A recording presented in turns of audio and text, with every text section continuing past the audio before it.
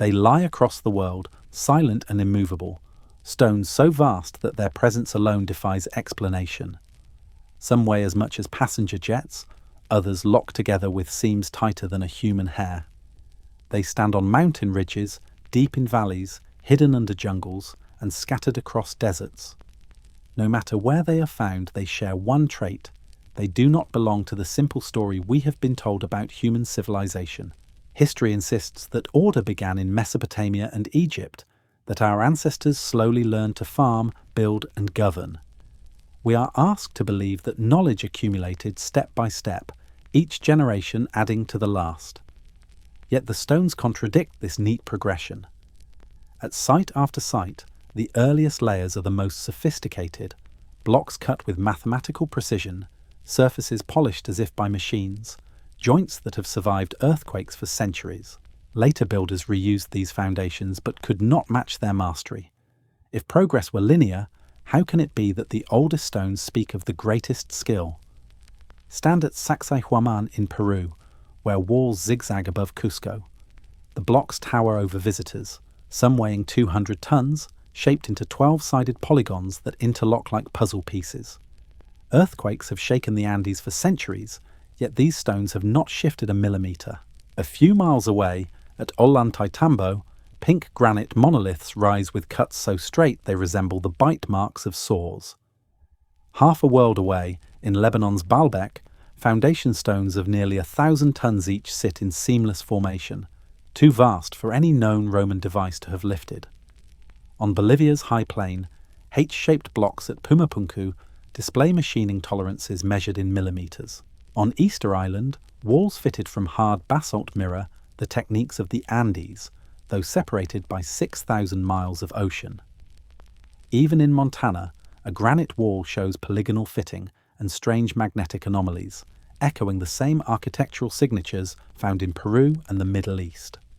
And in Siberia's frozen mountains, blocks estimated at 3,000 tons rise in silent defiance of every explanation geology can offer. The stones repeat themselves like a refrain in a forgotten song.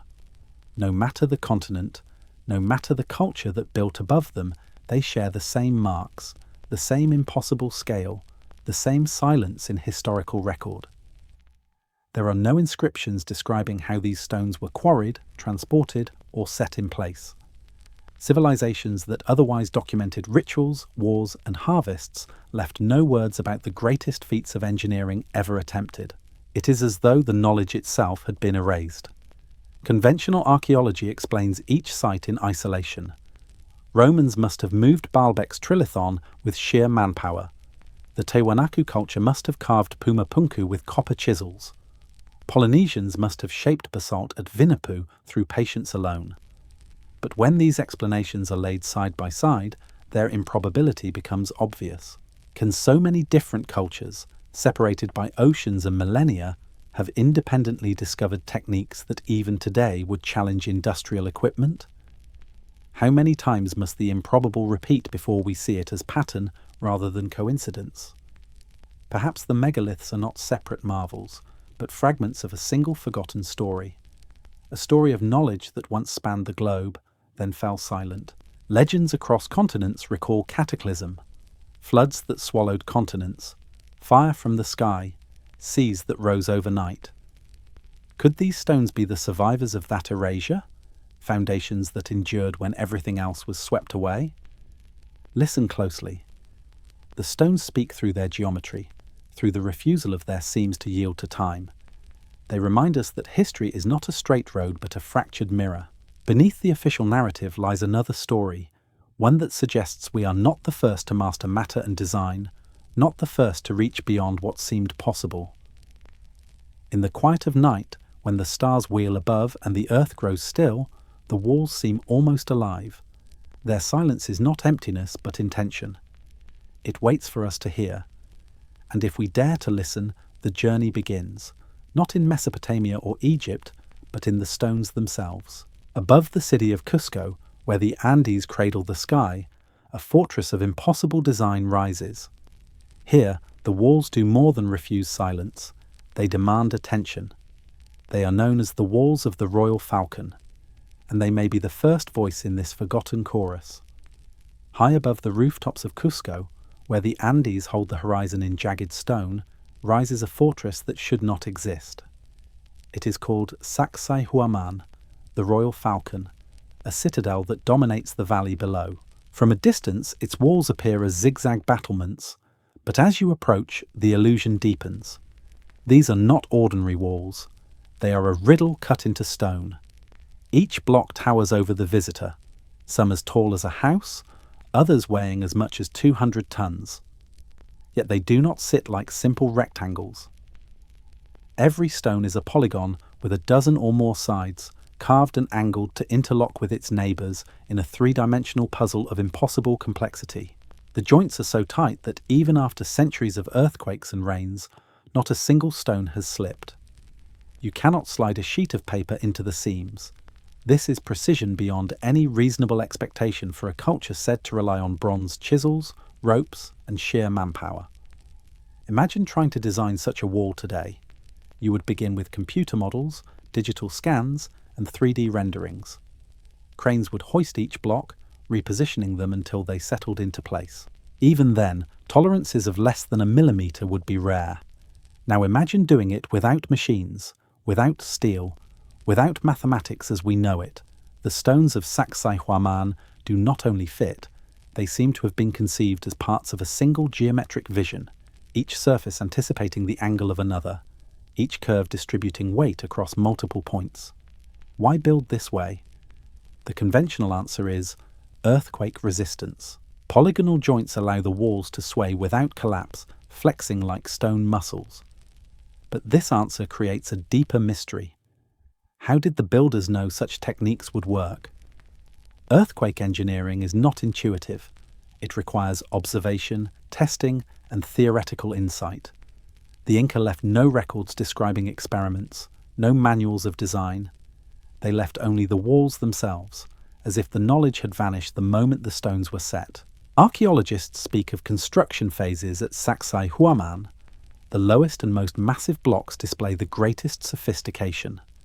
Above them rise smaller stones, fitted with less care, more in keeping with known Inca methods. This sequence tells a quiet story, that the Incas inherited these foundations rather than created them. They built upon what they found, filling in gaps with their own workmanship, but they never equaled the mastery of the earliest layers. The further upward the wall climbs, the less precise it becomes, an echo of knowledge fading over time. Walk along the perimeter and you will notice something even stranger. Many stones bear small knobs, protrusions that serve no obvious purpose. They do not add strength, they are not decoration.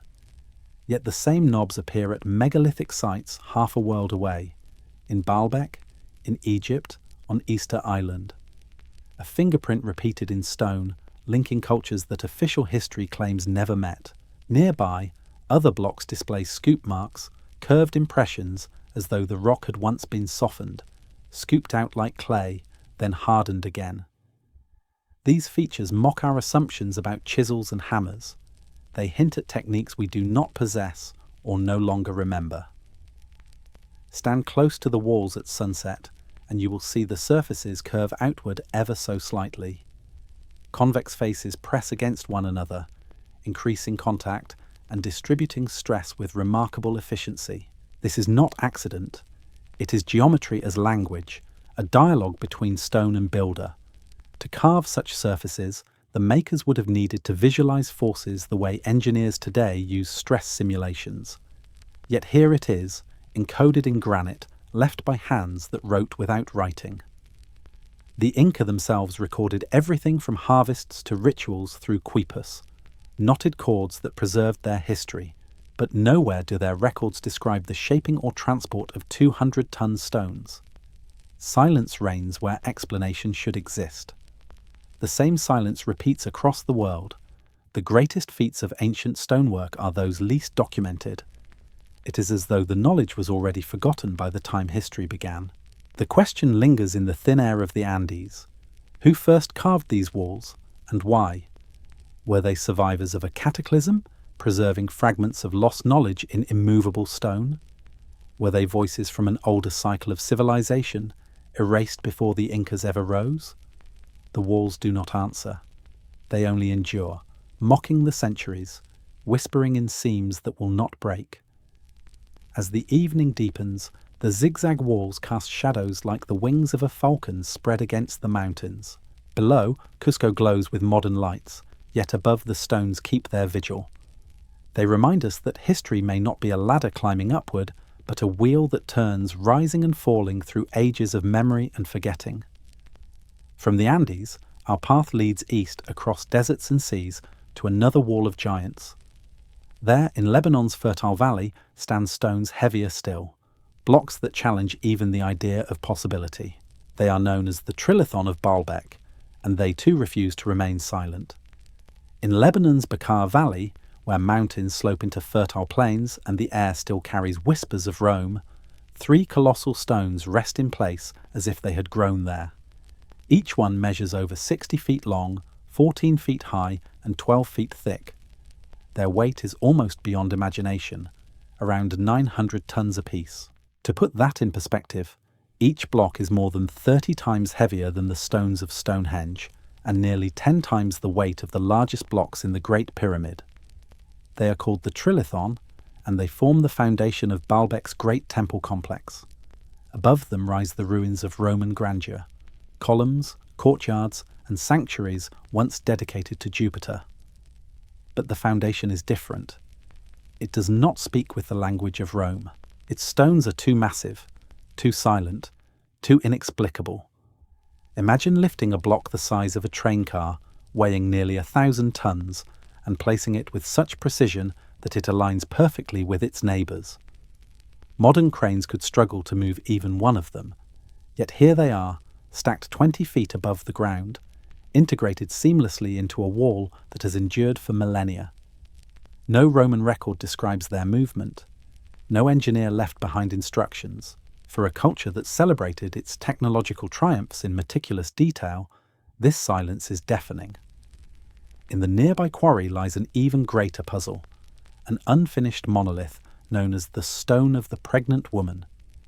It stretches nearly 70 feet in length and weighs over 1,200 tons. And beneath it, discovered only recently, rests an even larger block, nearly 1,050 tons, the largest quarried stone ever documented. They lie half-cut from the bedrock, abandoned as if the builders vanished mid-task.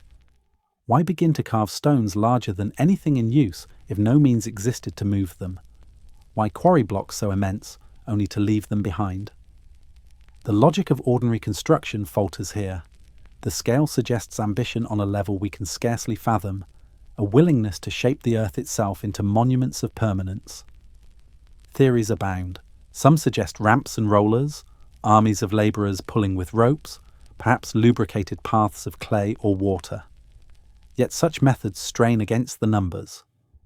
Moving a 900-ton block even a few feet would demand a feat of coordination bordering on the impossible. Lifting it 20 feet into place with precision, this belongs less to guesswork and more to mystery. The Romans certainly built magnificently. Their columns, arches and aqueducts still stand as testimony to their genius. But at Baalbek, the contrast is sharp. The Roman stones above bear the marks of their methods. Drill holes for lifting pins, standardized dimensions, logical construction sequences. The trilithon does not. It stands outside the grammar of Rome. Its stones speak with another voice. Some archaeologists whisper of older builders, a civilization predating Rome by millennia. Weathering patterns on the megaliths suggest greater age than the Roman structures above them. Artifacts found in the valley trace human presence back thousands of years further still. Could it be that Baalbek was already ancient when the Romans arrived, a sacred site reused and crowned with their temples, while the true foundations belong to another time entirely? Legends echo this possibility. Local lore speaks of giants who moved the stones, of beings who built with knowledge beyond human reach. Compass readings near the trilithon sometimes falter, as if the stones themselves disturb the Earth's magnetic field. And the sheer scale resonates with other megalithic mysteries. The knobs on stones in Peru, the seamless joints of Easter Island, the precision of Puma Punku. Separate sites, yet all sharing traits too similar to dismiss. Stand before the trilithon at dusk, and the stones seem to vibrate with their own gravity. They dominate not only the land but the imagination. They are questions carved into limestone, questions too heavy to move, too large to ignore. Who set them in place and why? Were they part of a vanished technology, a tradition of megalithic mastery scattered across continents? As the valley darkens and the temples of Jupiter fade into silhouette, the trilithon remains luminous in its defiance. Rome may have built above it, but the foundation belongs to another story, one that refuses to align with our textbooks. The stones are not only heavy in mass, they are heavy with meaning, carrying the weight of a forgotten chapter in human history. From the valleys of Lebanon, our path carries us south and west to the high plateau of Bolivia. There, at 13,000 feet, lies a site that looks less like ancient construction and more like fragments of an industrial factory. It is called Puma Punku, and its stones are carved as though by machines. At nearly 13,000 feet above sea level, on the windswept plateau of Bolivia's Altiplano, lie the shattered remains of something that should not exist. The air is thin here, the sun sharp, the nights bitterly cold. Yet scattered across the plain are stones that resemble the fragments of a dismantled machine rather than relics of an ancient culture. This is Puma Punku, a site whose very name has become synonymous with the impossible. The blocks lie in disarray, as though flung apart by some immense force. Some weigh more than 100 tons, their surfaces cut with such exactness that they could pass for the products of modern industrial equipment. Straight lines extend across meters of hard volcanic andesite, maintaining tolerances of less than a millimeter. Angles meet at perfect right angles, corners hold sharp despite centuries of weathering, and channels run as if carved by rotary saws. The most famous of these are the H-shaped blocks. At first glance they look simple, repeated units with a basic profile, but closer inspection reveals a geometric sophistication that defies explanation. Each block interlocks with its neighbours in multiple directions, allowing them to fit together like modular components of a larger design. The repetition is exact. Block after block displays identical dimensions, as if mass-produced with standardized measurements. This is not the slow, imperfect work of trial and error. This is precision on a scale that speaks of industry. Consider the material itself. Andesite ranks nearly as hard as steel on the Mohs scale. To shape it with copper chisels, the tools attributed to pre-Columbian cultures would be like carving iron with a fingernail. Even today, working andesite requires diamond-tipped drills and saws. Yet here, in a site dated to over 1,000 years ago, the stones exhibit finishes so smooth that machinists have compared them to milled surfaces. Drill holes pierce straight through 100-ton blocks, maintaining constant diameter and symmetry throughout their depth. In some cases, these holes align perfectly with corresponding holes in other blocks, creating continuous channels across multiple stones. Mainstream archaeology attributes Puma Punku to the Tiwanaku culture, which flourished in the region between the 3rd and 12th centuries CE.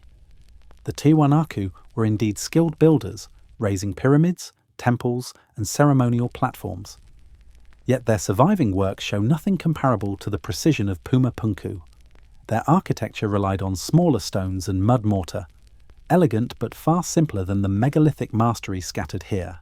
The gap between known Tiwanaku methods and Puma Punku's stonework is not a step, but a chasm.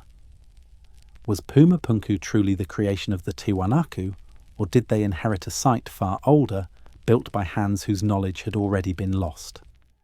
Radiocarbon dating only reveals when organic material was present, not when the stones were cut, and so the true age of Puma Punku remains veiled.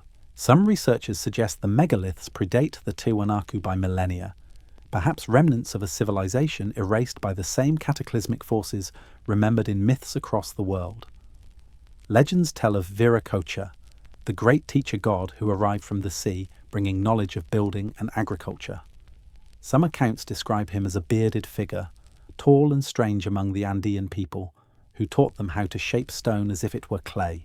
And then, as suddenly as he came, he departed across the ocean, leaving behind only echoes. Could Puma Punku be the physical memory of such knowledge? A knowledge no longer understood even by those who once revered it? Walk among the ruins, and you sense disruption. Many blocks appear unfinished, as if abandoned mid-process. Some are half-cut from the quarry, others display incomplete drill holes or saw marks halted abruptly. It is as though the builders ceased their work in an instant, leaving behind a factory frozen in time. Catastrophe, war, or a sudden erasure of the very civilization that conceived them. The stones themselves whisper possibilities. Some researchers point to vitrification, surfaces that appear partially melted as if exposed to intense heat. Others speak of chemical softening, recalling Andean legends of plants whose secret juices could render stone pliable. Still others wonder if levitation or resonance played a role, the use of forces we no longer command.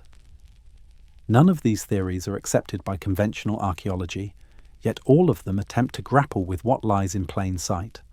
Evidence that challenges everything we assume about the limits of the ancient world.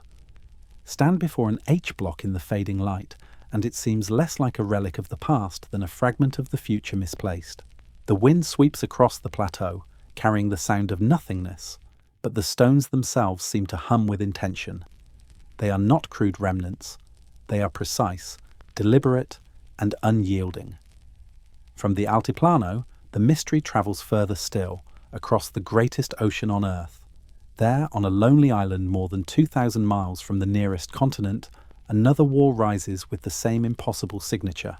Its stones lock with the precision of Peru's sacred valley, though separated by a vastness of sea. This place is called Vinapu, and it may be the most haunting connection of all. Far out in the Pacific Ocean, more than 2,000 miles from the nearest inhabited land, lies Easter Island, Rapa Nui. To most it is a place of colossal stone heads, the Moai, gazing with solemn eyes across an empty horizon, but hidden away on the island's southern coast is a lesser-known mystery, one that speaks not of statues but of walls. It is called Vinapu, and it may be the strongest whisper of connection between distant worlds. At first sight, the Vinapu wall seems almost ordinary, a row of dark basalt blocks fitted together to form the foundation of a ceremonial platform. But step closer, and the illusion vanishes. The stones are not roughly stacked. They are polished smooth, their surfaces aligned so perfectly that no blade of grass, no strand of hair can slide between them. Each block interlocks in complex patterns, the joints angled and beveled with the same uncanny precision found in the megalithic walls of Peru's sacred valley. How could such identical techniques appear on opposite sides of the greatest ocean on Earth? The Andes and Easter Island are separated by 6,000 miles of sea. Conventional history tells us Polynesian navigators reached the island by canoe, carrying little more than food, water, and oral traditions. Their architecture elsewhere in the Pacific relied on wood, thatch, coral blocks, not precision-fitted basalt. Nowhere in Polynesia do we see such masonry, save for here, in this windswept corner of Rapa Nui. Thor Heyerdahl, the Norwegian explorer who launched the Kon-Tiki expedition, was among the first to draw attention to Vinapu's uncanny resemblance to Peruvian walls. He excavated the site in the 1950s and concluded that cultural contact between South America and Easter Island was not only possible, but likely. Later researchers dismissed his claims, preferring the narrative of Polynesian isolation. Yet the stones remain, their geometry speaking louder than scholarly denial. Legends of the islanders add weight to the mystery. Oral traditions tell of long-eared people and short-eared people, of rulers who demanded massive constructions, of ancestors who came from afar. Genetic studies reveal traces of South American DNA in the Rapa Nui population, predating European contact. Even the sweet potato, a crop native to South America, was cultivated on Easter Island centuries before the first Europeans sailed the Pacific. Together, these clues suggest that the ocean may not have been an impenetrable barrier, but a highway, its waves carrying knowledge and people far beyond what textbooks allow. Stand at Vinapu and place your hand on the basalt blocks. The stone is volcanic, hard, and unyielding, yet the builders shaped it as if it were clay. The joints curve and meet in three-dimensional perfection, distributing weight without mortar. Storms have lashed this coast for centuries. Earthquakes have rattled it, yet the wall remains steady, untouched. Its endurance is not only architectural, but symbolic, evidence that a tradition of building once spanned oceans. Why here, on a remote speck of volcanic rock? Why carry techniques from the Andes across thousands of miles of empty sea?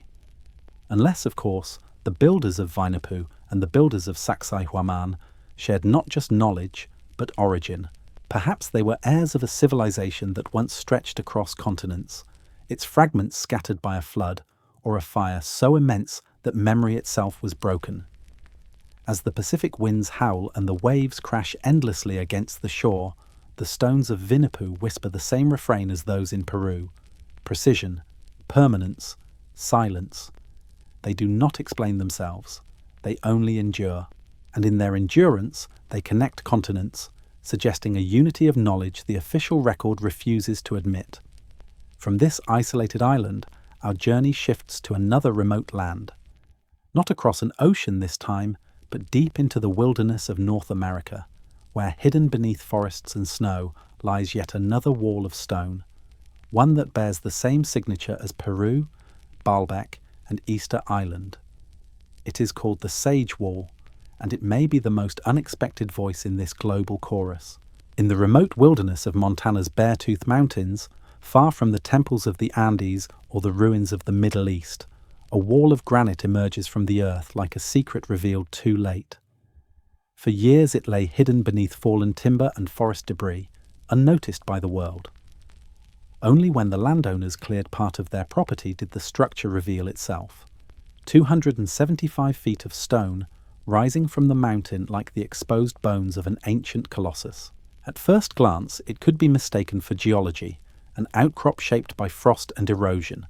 But step closer, and the illusion dissolves. The blocks are fitted with uncanny precision. Some weigh more than 90 tons, their faces flattened, their edges aligned in polygonal patterns. They interlock not in 2 dimensions, but in 3, as though designed to resist both gravity and time. The wall rises 25 feet above ground, and ground-penetrating radar suggests it extends 15 feet below, a monolith half buried, half revealed. What makes Sage Wall extraordinary is not only its scale, but its signature. Across the granite surfaces appear the same mysterious knobs, small protrusions found at megalithic sites across the world. In Peru, they jut from the stones of Sacsayhuamán. In Lebanon, they appear on the trilithon at Baalbek. On Easter Island, they mark the walls of Vainapu. And here they are again, in the forests of Montana, as though written in a language of stone that spanned continents. Visitors have reported magnetic anomalies near the wall. Compasses spin, unable to find true north. Magnets cling unnaturally to the granite surfaces, as if the stone itself had been charged or treated. Granite can acquire magnetism under rare conditions, yet the consistency and intensity at Sage Wall suggest intention rather than accident. It recalls similar phenomena noted at other ancient sites, where stone and energy seem bound together in ways we do not yet understand. Could this be natural formation? Some geologists argue yes, pointing to vertical fractures and natural jointing in granite formations. Yet critics note that similar outcrops in the region show nothing like Sage Wall's polygonal precision. Nature can fracture stone, but it does not typically produce interlocking faces that mimic the engineering of megalithic walls half a world away. If Sage Wall is artificial, then who built it? According to mainstream history, no civilization in prehistoric North America possessed the means to quarry, move, and fit 90-ton blocks of granite. Indigenous cultures of the region built in wood, earth, and hide, their traditions rich in spirit and story, but not in megalithic architecture. No oral legends mention walls of stone crafted with such intent, and yet the wall exists, immovable, undeniable. Perhaps the answer lies not in regional history, but in global context. If we accept that similar techniques appear in Peru, Lebanon, Easter Island, and Egypt, then Sage Wall may be one more fragment of the same forgotten inheritance. A chapter of history erased not by accident, but by time itself. A voice from a civilization that once knew how to bend stone to its will, and whose echoes can still be heard in the forests of Montana. Stand before Sage Wall as dusk gathers in the mountains, and the stones seem to brood. Shadows lengthen across their faces, the knobs catch the fading light, and the silence deepens. It is the same silence that lingers in Cusco, in Baalbek, in Puma Punku, in Vinapu, a silence not of absence but of concealment. The wall does not explain itself. It simply waits, holding its secrets in granite. From the forests of Montana, our journey turns once more toward the desert sun, back to the land of pyramids. There, at the base of Giza's monuments, lie stones nearly forgotten by history, foundations so immense that even the pyramids above them seem diminished. They may be the clearest sign yet that the Egyptians built upon something older, something inherited, something remembered only in stone. Beneath the desert sun, the pyramids of Giza rise like eternal sentinels, their limestone faces catching the light as they have for millennia. Millions of visitors gaze upward at their soaring angles, photographing the monuments that symbolize Egypt's enduring glory. Yet few pause to look down, to study the base upon which these wonders rest. For hidden beneath the grandeur of the pyramids lies another mystery, one that may be even older, even more enigmatic. At the foundations of Giza's pyramids sit blocks so massive they dwarf the familiar 2.5-ton stones of the superstructure. Some weigh between 50 and 80 tons, carved from granite and limestone, hauled from quarries hundreds of miles away. These blocks were not placed casually. They were cut with precision, aligned so exactly that the seams between them remain almost invisible. Walk along the base of Khufu's pyramid, and you will see stones that rival those of Baalbek in scale and accuracy. They are not the stars of Egypt's story. They are its silent stage. No hieroglyphs explain their transport. No papyrus records their placement. The Egyptians, so meticulous in documenting rituals, harvests, and royal decrees, left nothing about the movement of blocks larger than any their civilization is known to have handled. It is as if these foundations were already ancient when the pyramids were built, inherited from an earlier age and incorporated into new monuments. The pattern repeats across Egyptian architecture. The earliest structures, those of the 4th dynasty, show the largest, most precisely fitted stones. Later pyramids, while impressive, use smaller blocks, less exact fitting, and less durable construction. If progress were linear, the opposite should be true. But here again, the story seems inverted. The deepest layers whisper of knowledge fading, not advancing. In the quarries of Aswan, you can still see unfinished blocks where the granite was cut directly from bedrock. Tool marks ripple across the surfaces, but some cuts are too clean, too precise, to match the copper chisels and dolerite pounders attributed to Egyptian builders. The possibility arises that other methods, lost to time, were once in use. Some researchers suggest the foundations show evidence of heat treatment or even geopolymer techniques akin to concrete. Others believe the blocks were shaped and moved using principles of balance and resonance, techniques we no longer understand. Stand at the base of the Great Pyramid and place your hand on one of these foundation stones. It is cool even in the desert heat, immovable beneath your palm. Imagine the effort required to move it, hauling it onto barges, floating it down the Nile, dragging it across the desert, and setting it in place with millimetre accuracy. Even today, with cranes and laser measurements, such a task would test the limits of engineering. And yet, these blocks have stood unshaken for thousands of years. What story do they tell? That Egypt's greatness was built upon something older? That knowledge of megalithic construction was already ancient by the time the first pharaohs rose? Or that civilizations rise in cycles, inheriting fragments of lost mastery and building upon them until the memory fades? As the sun climbs higher and shadows shorten against the pyramid's base, the silence of these foundations becomes louder than the monuments themselves. They carry not only the weight of stone, but the weight of forgotten history. They suggest that beneath Egypt's glory lies a deeper global tradition of megalithic knowledge. From the sands of Giza, our journey shifts north and east into the remote wilderness of Siberia. There, in the Shoria Mountains, stand stones so vast that they make even the blocks of Giza and Baalbek seem small. Some weigh thousands of tons, giants among giants. They form walls that rise against the sky, defying not only history, but possibility itself. In the heart of southern Siberia, where the Shoria Mountains thrust their granite shoulders above endless forests of pine and birch, lies a sight that bends the mind. The landscape here is harsh, long winters, sudden storms, valleys filled with silence. Yet within these ridges, scattered across cliffs often shrouded in snow, stand blocks of stone so colossal that they make the mighty trilithon of Baalbek appear almost modest. Some of these stones are estimated to weigh nearly 3,000 tons, far larger than anything ever documented as moved by human hands. The site is known as Gornaya Shoria. For centuries it remained hidden from the world, concealed by both its remoteness and the closed borders of the Soviet era. Only in 2013 did a team of Russian researchers reach it, cameras and compasses in hand. What they discovered was staggering. A wall of granite rising nearly 140 feet into the air, stretching over 700 feet along the mountainside.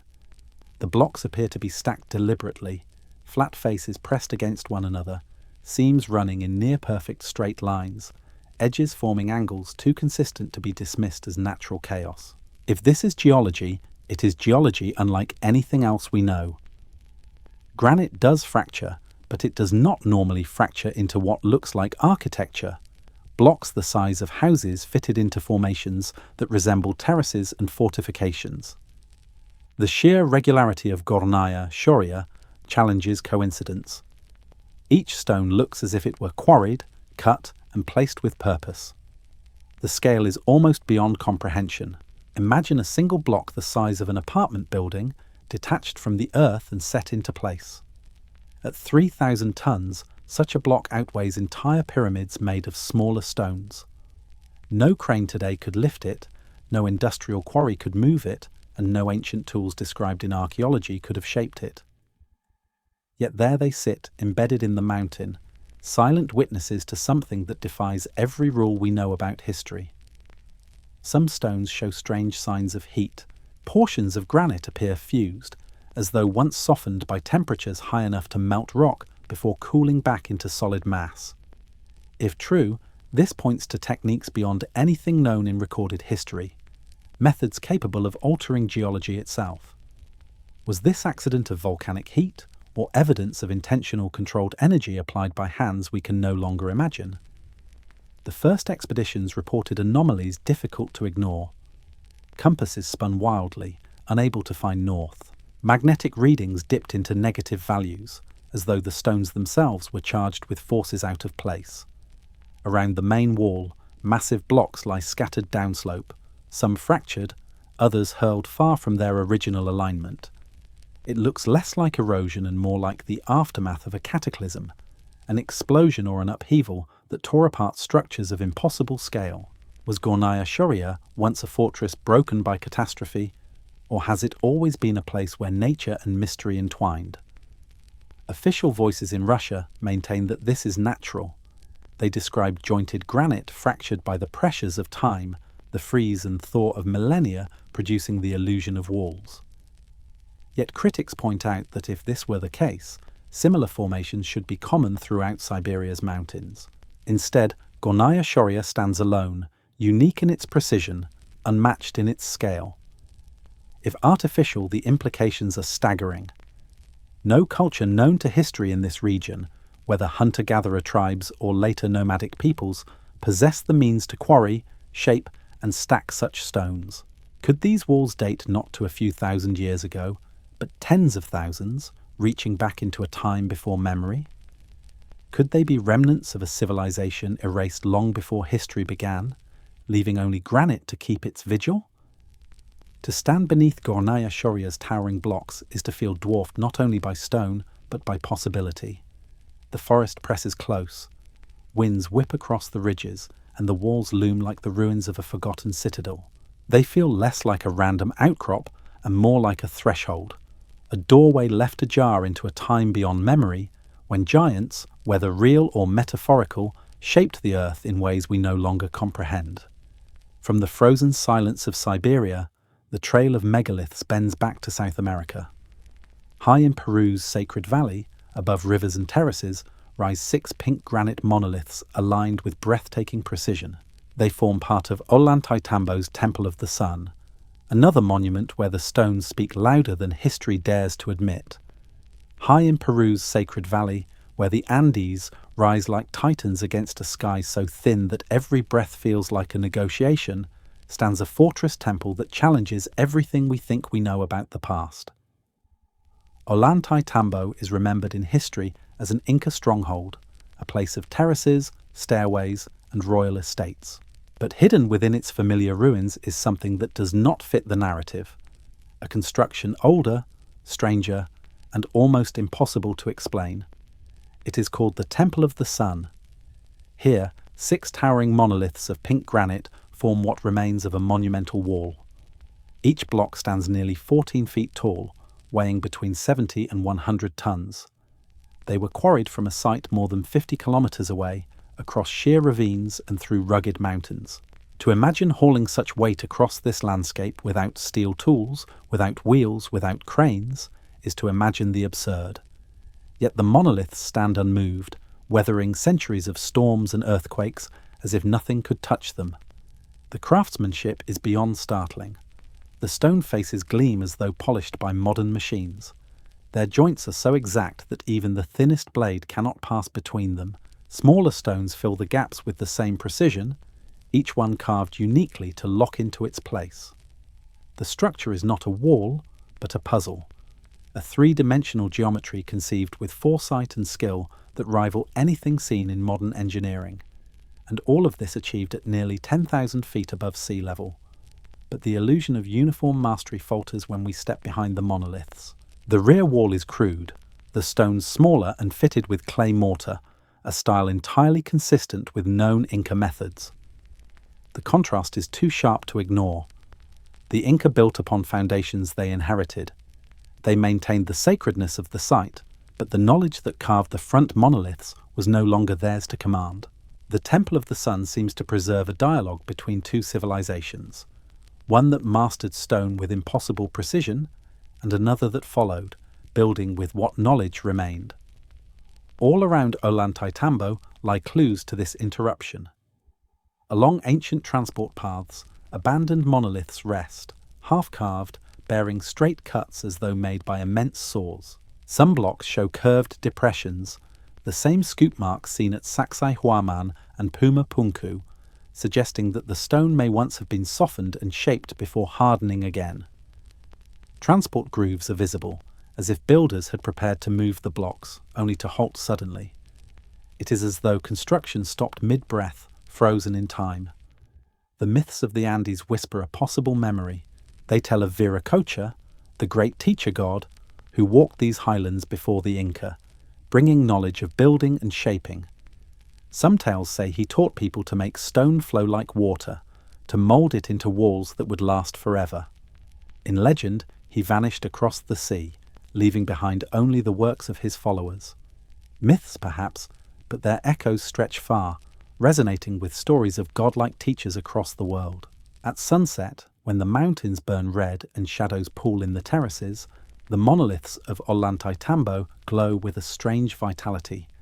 Their edges are too sharp, their geometry too deliberate, to dismiss as primitive effort. They are fragments of intention, messages in granite from a past that does not fit our timeline. So what happened here? Was Ollantaytambo the creation of a people who vanished in catastrophe, their memory transfigured into gods? Or is it a chapter in a far larger story, one that stretches across oceans, linking stones from Peru to Lebanon, from Easter Island to Egypt?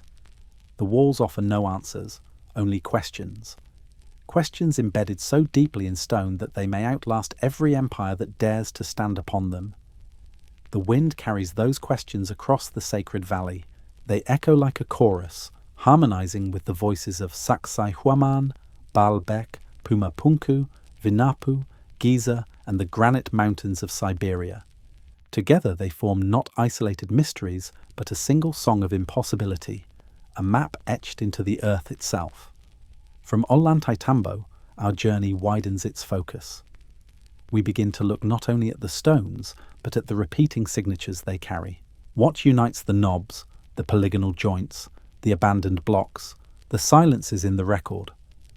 What happens when we stop treating them as coincidences and begin to read them as chapters of a single hidden book, a book written in stone, scattered across continents and waiting to be remembered? Walk the world with patient eyes, and the same signatures repeat. From the high Andes to the windswept Pacific, from desert plateaus to Siberian forests, the stones whisper in unison. They share traits too specific, too consistent, to be dismissed as coincidence. To trace these patterns is to glimpse the outline of a forgotten tradition, a blueprint written not on parchment, but carved into the earth itself. One of the most striking motifs is polygonal masonry. At Sacsayhuamán, blocks interlock with a dozen angled faces. At Vinapu on Easter Island, basalt stones meet with the same beveled joints. At Ollantaytambo, monoliths lock into one another as though they were conceived in the same workshop. The purpose is both practical and poetic. Walls that resist earthquakes, but also express a geometric mastery beyond mere utility. Then there are the mysterious knobs.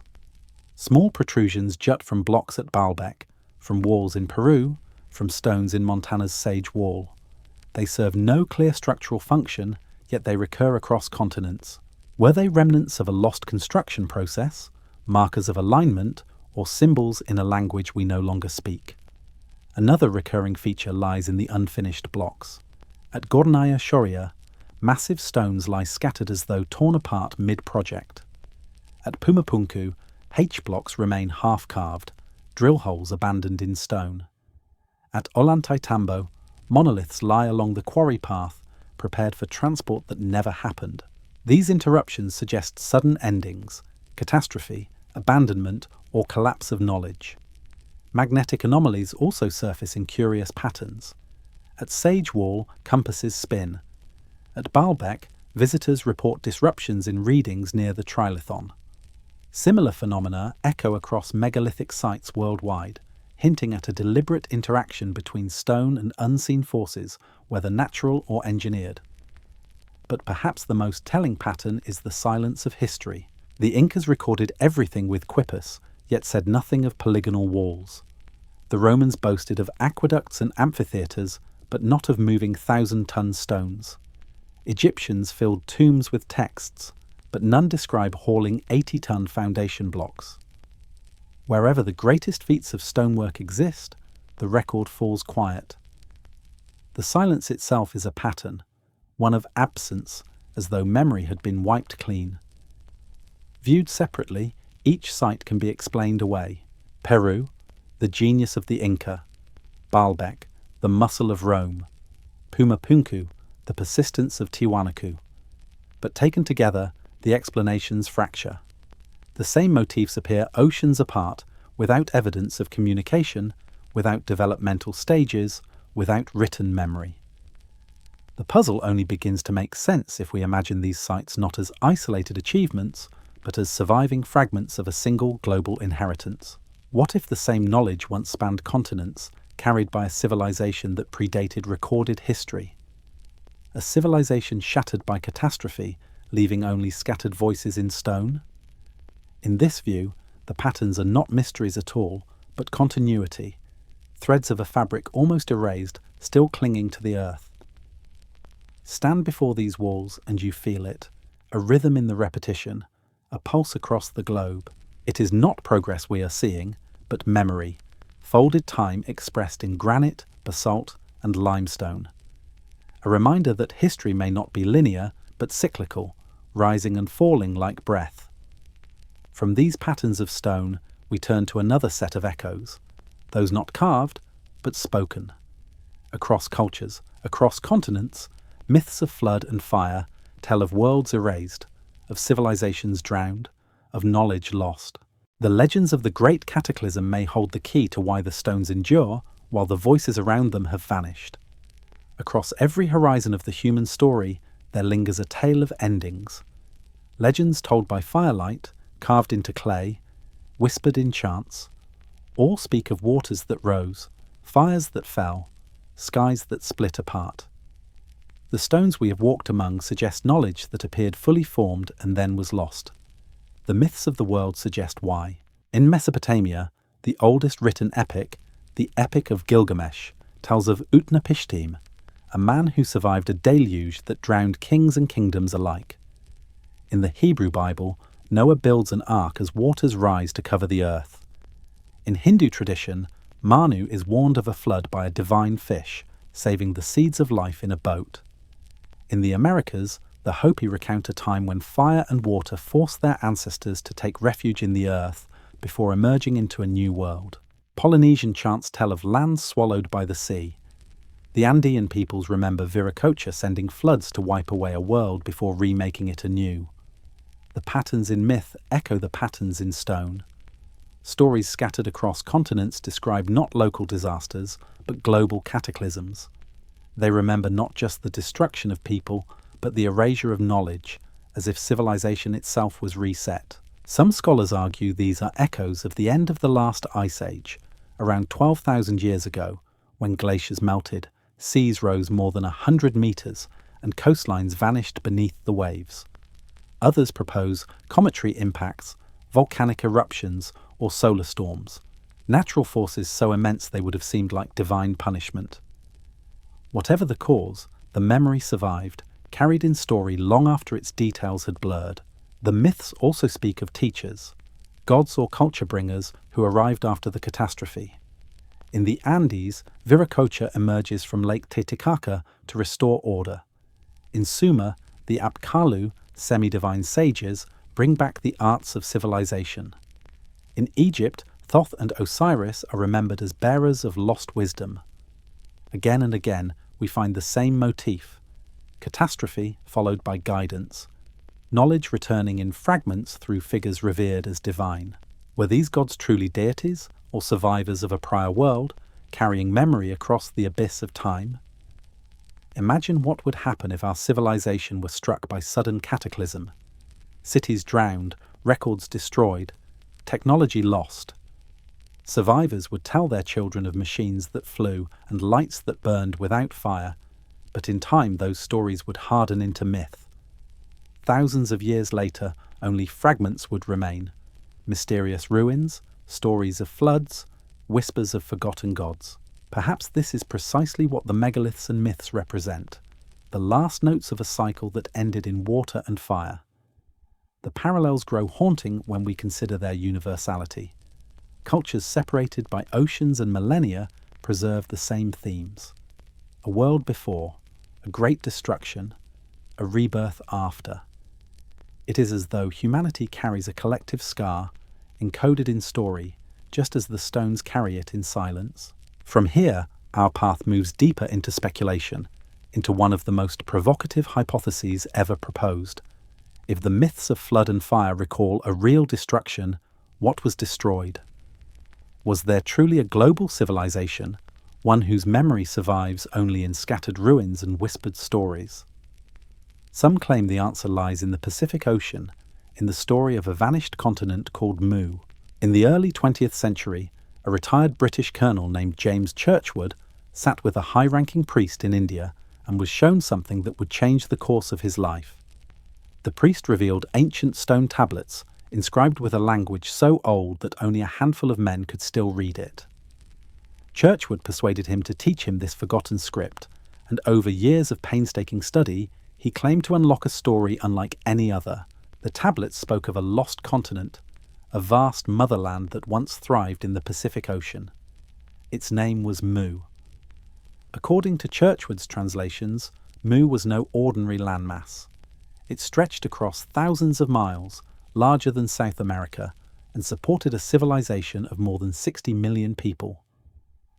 This was not a patchwork of kingdoms, but a unified culture divided into 10 tribes, ruled under one government, guided by a shared spiritual philosophy, Its influence, he said, spread outward across the world through colonies that carried its knowledge to distant shores. If true, this would explain much. The uncanny precision of Peruvian stonework, the mirrored walls of Vinapu, the colossal blocks of Baalbek, the enigmatic monoliths of Giza, all could be fragments of Mu's legacy, scattered across the globe when the motherland sank. Churchward described Mu not as myth, but as history, a civilization that flourished between 50,000 and 12,000 years ago, only to vanish in a single catastrophic night of fire, earthquakes and rising seas. Mainstream archaeology dismisses Churchward's claims as fantasy, lacking evidence, built on mistranslation and speculation. Yet the idea of a lost Pacific continent is not unique to him. Polynesian traditions speak of Hawaiki, a homeland now gone. In Maori lore, Hawaiki is the place of origin and of return after death. In Micronesian legends, islands are said to have sunk beneath the waves. The Maya told of Aztlan, a homeland destroyed in catastrophe. Even the name Mu appears in Hawaiian chant and in Central American myth, describing places swallowed by water. Geology offers no simple support. The Pacific seafloor shows no evidence of a vanished continent of such scale. Yet the timing of Mu's supposed destruction, around 12,000 years ago, aligns with the end of the last ice age, when sea levels rose dramatically, drowning coastal settlements worldwide. Could the stories of Mu be memories not of a continent, but of a network of island cultures, thriving when seas were lower, then obliterated as the oceans rose? Churchward's writings describe Mu as technologically advanced, though not in the sense of steel and electricity. He spoke of a civilization that mastered energy in ways foreign to us, controlling natural forces, perhaps even manipulating stone itself. Some researchers have linked this to the mysterious, softened stone traditions in the Andes, or to the possibility of geopolymer techniques that made stone malleable. Others take it further, suggesting levitation, resonance, or harnessing of Earth's magnetic fields. What is most compelling is not whether Churchward was correct in every detail, but how well the idea of Mu explains the impossible similarities. Identical construction techniques appearing oceans apart no longer seem like coincidence if we imagine a shared origin. The precision of Puma Punku, the polygonal masonry of Peru and Easter Island, the megaliths of Baalbek, the forgotten walls of Montana, all could be outposts of a mother civilization whose heartland lies now beneath the Pacific waves. Stand on Easter Island and gaze across the horizon, and the idea of Mu feels less like fantasy and more like memory. The Moai statues with their solemn faces look inland, as if their true gaze was once toward a homeland that has since disappeared beneath the sea. Legends say the statues walked to their places, echoing memories of lost methods of transportation. Perhaps they are not only guardians of the island, but mourners for a vanished continent. If Mu existed, then the megaliths we see today are not the beginnings of civilization, but its remnants. They are fragments of a global architecture, echoes of a people who learned to command stone with knowledge we have forgotten. And if their end came in fire and flood, it may explain why myths across the world remember destruction so vividly, why silence falls where explanation should be, why history seems to begin not at the start, but in the middle of a story already underway. From the vision of Mu, the mind turns to the knowledge itself. What if the techniques of this lost world, its methods of shaping, moving, and energizing stone, were not myths but realities? If so, then the megaliths are not only ruins, but textbooks, their lessons locked in granite. To approach them is to approach the edge of forgotten science, erased legacies waiting to be remembered. If the megaliths are the surviving fragments of a forgotten global civilization, then what has been lost is not only their monuments, but their knowledge. Across the world, the stones hint at techniques and technologies that seem out of place, methods of working with matter that leave no explanation in the archaeological record. The silence of history may not be accidental. It may be the shadow of something erased. At Puma Punku, drill holes slice cleanly through blocks of andesite, their walls smooth and even, as if made by rotary tools centuries ahead of their time. At Ollantaytambo, Long straight cuts appear on granite faces, as though saws had once passed through stone harder than steel. At Sacsayhuamán, scoop marks suggest the rock itself was once softened, carved like clay before hardening again. Legends from the Andes recall plants whose juices could dissolve stone, while Egyptian myths whisper of priests who could make blocks float through the air. Could such stories preserve distorted memories of real techniques? Was stone once not broken, but transformed? Some researchers point to evidence of vitrification, stone surfaces melted by intense heat, then cooled into glass-like finishes. Others propose geopolymer processes, early forms of concrete poured into moulds to create blocks of impossible precision. And still others speculate about acoustic or magnetic methods, technologies that harness the natural forces of earth and resonance to lift and align massive stones. If so, then these were not miracles, but sciences lost in the great rupture of history. Catastrophe may have destroyed the civilizations that held this knowledge, but it may also have destroyed the continuity of memory. What remained were fragments, walls too enduring to collapse, myths too powerful to forget, whispers too deep to silence. The erasure may not have been only natural. Some traditions suggest knowledge was deliberately withheld, guarded, or hidden. In Mesoamerican lore, the gods punished humanity with flood to erase hubris. In Greek myth, fire was stolen from the gods and then restricted. In esoteric traditions, knowledge is described as dangerous, to be concealed until humanity is ready. Could the silence around the megaliths be intentional, a deliberate forgetting rather than mere loss? Yet even erased legacies leave fingerprints. The polygonal fitting of stone, the recurring knobs, the massive abandoned blocks, these are signatures of a tradition too consistent to be chance. They suggest that the builders spoke the same language of geometry and matter, no matter where they were on Earth. Perhaps they did not think of stone as inert, but as alive, responsive to forces we no longer command. Perhaps they saw energy not as resource, but as partner, shaping their world in harmony with unseen patterns.